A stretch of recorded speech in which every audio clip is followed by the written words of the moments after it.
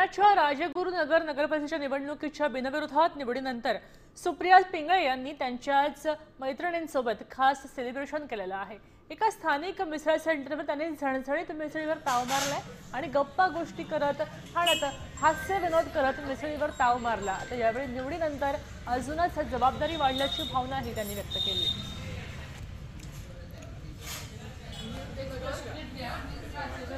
बिनविरोध म्हणायचं तर 10 वर्ष झाले माझे मिस्टर त्या क्षेत्रात काम करतात। त्यांचं स्वप्न होतं हे आणि ते काल सत्य झाले सगळ्यांच्या विश्वासाने, जनतेच्या आशीर्वादाने आणि ती कामाची पोचपावती मिळवल्याचा आनंद आहे मला की ते माझ्या थ्रू म्हणजे माझं नाव आलंय। फक्त त्यांच्या कामामुळे मी बिनविरोध निवडून आली आहे, ह्याचं मला छान वाटतं। जबाबदारी आली म्हटल्यावर ती आपल्या खांद्यावर आहे काय त्यांच्या खांद्यावर आहे काय, त्यांच्या खांद्याला खांदा लावून ती मी पूर्ण करायचा प्रयत्न करणार।